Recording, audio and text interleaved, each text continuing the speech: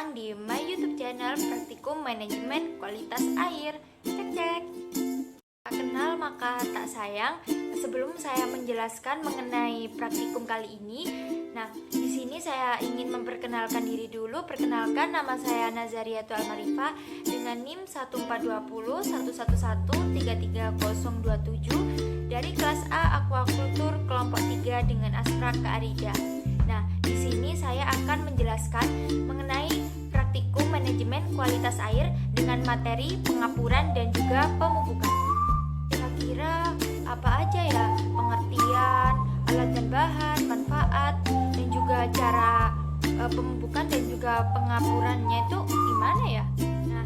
Tenang. Di sini aku bakal menjelasin mengenai pengertian pemupukan dan juga pengapuran, alat dan bahan, cara kerja, manfaat, dan juga proses pemupukan dan juga pengapuran.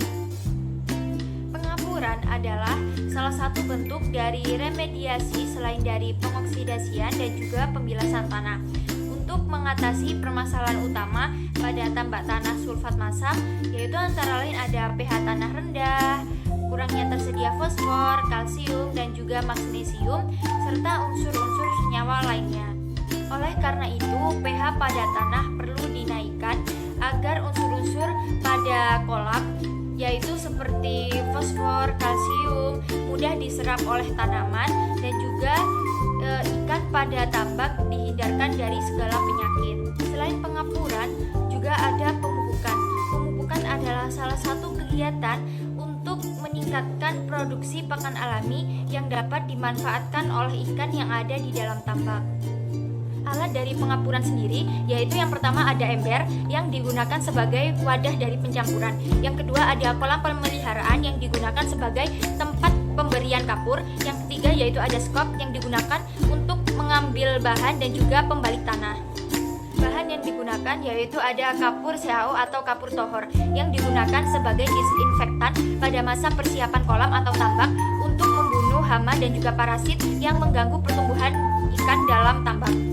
Selanjutnya yaitu ada alat dari pemupukan. Yang pertama yaitu ada ember yang digunakan sebagai wadah pencampuran. Yang kedua ada kolam pemeliharaan yang digunakan sebagai tempat pemberian pupuk. Yang ketiga yaitu ada skop yang digunakan sebagai alat pembantu untuk mengambil bahan dan juga pembalik tanah. Sedangkan bahan yang dapat digunakan yaitu yang pertama ada kapur dolomit yang digunakan untuk menjaga kestabilan pH tanah dan juga air. Yang kedua yaitu ada urea yang dapat merangsang pertumbuhan plankton yang dapat menjadi pakan alami bagi ikan. Yang ketiga yaitu ada TSP yang digunakan untuk menjaga unsur hara tanah. Selanjutnya yaitu cara kerja dari pengapuran. Yang pertama yaitu menyiapkan alat dan bahan untuk pengapuran. Yang kedua, pemberian kalsium oksida CaO atau kapur tohor. Yang ketiga yaitu diaduk secara merata agar tidak ada gumpalan. Yang keempat, menebar pada kolam dengan jumlah 60 sampai 200 gram meter persegi atau dapat disesuaikan dengan luas pada kolam atau juga tergantung dari kondisi pH. Semakin rendah pH maka keperluan dari pupuk atau pengapuran sendiri juga semakin banyak. Yang kelima yaitu didiamkan selama 2 sampai 3 hari.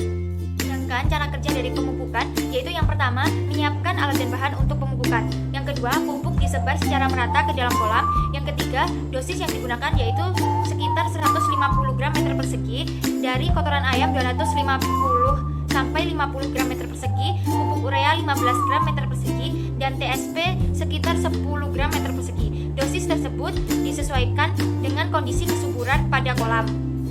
Yang keempat, selanjutnya yaitu didiamkan selama 4-6 hari agar pupuk dapat bereaksi secara sempurna.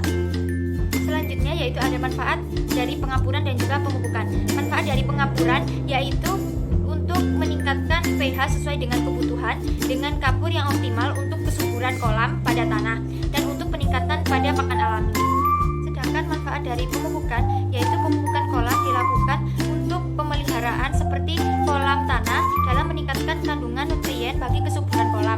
Pupuk juga berfungsi sebagai nutrisi fitoplankton. Pupuk juga dapat diuraikan oleh bakteri-bakteri menjadi bahan-bahan organik yang dapat merangsang pertumbuhan fitoplankton.